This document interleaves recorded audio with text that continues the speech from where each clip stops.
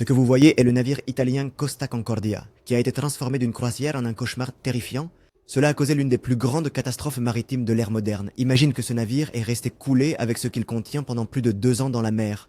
Et quand ils ont dû le soulever, cela a coûté au monde l'opération de sauvetage maritime la plus coûteuse et la plus complexe de l'histoire. Et pour savoir ce qui s'est passé dans le navire pour causer tous ces problèmes.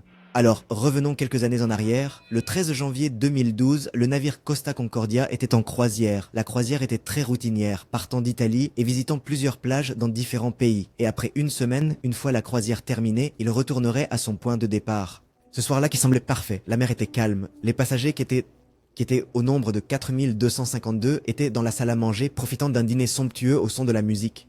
Soudain, ils entendent une violente explosion qui secoue le navire. Bien sûr, la musique s'est arrêtée et les gens qui étaient heureux. Ils se tenaient debout dans un état de panique. Tout le monde voulait savoir quelle était l'explication de ce qui s'était passé, car ce qui s'était passé n'était sûrement pas normal. Et effectivement, ils entendent une voix provenant des haut-parleurs disant qu'il y a une petite panne électrique. Et ne vous inquiétez pas, la situation est sous contrôle. Mais malheureusement, la réalité était bien pire. Le bateau s'inclinait lentement et l'eau commençait à entrer dans le bateau. Et les passagers entendaient que tout était sous contrôle, que chacun retourne à sa place. C'est le générateur tout avec.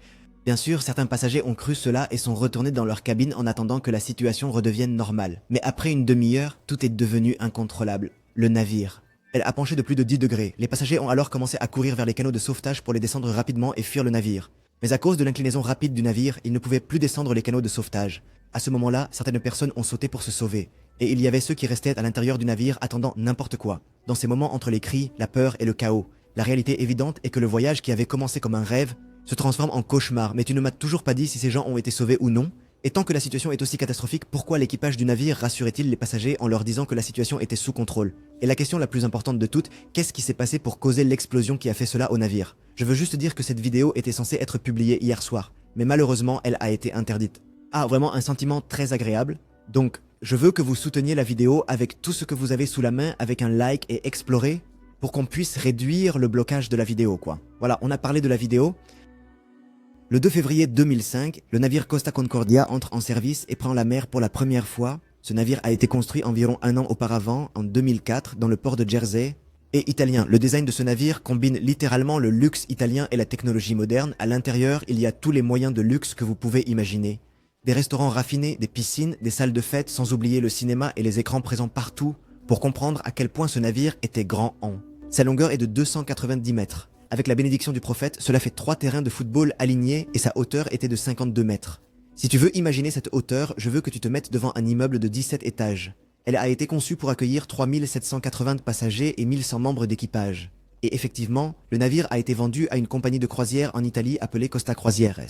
612 millions de dollars et son trajet était en mer de l'Italie vers la France, l'Espagne, la Grèce et la Turquie. Le capitaine de ce navire était le capitaine Francesco Catino depuis le premier voyage du navire en 2006. Et le Costa Concordia est devenu l'un des navires de croisière les plus célèbres au monde. Il a effectué de nombreux voyages et transporté des centaines de milliers de touristes jusqu'au début de l'année 2012. Le 11 janvier, le navire a entamé une croisière en mer Méditerranée d'une durée de 7 jours. Et l'image devant vous montre le parcours que le navire allait emprunter tout au long du voyage. 2 jours plus tard, le navire était arrivé à un port en Italie appelé Civitavecchia. Le soir venu, le navire a commencé à se préparer pour aller à Savone en se dirigeant vers Savone. Le navire passe entre les 2 îles que vous voyez devant vous.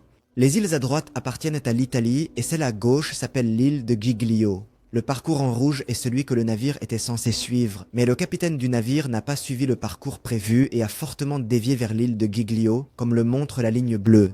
Cela est une procédure très courante pour les navires spécialisés dans les croisières.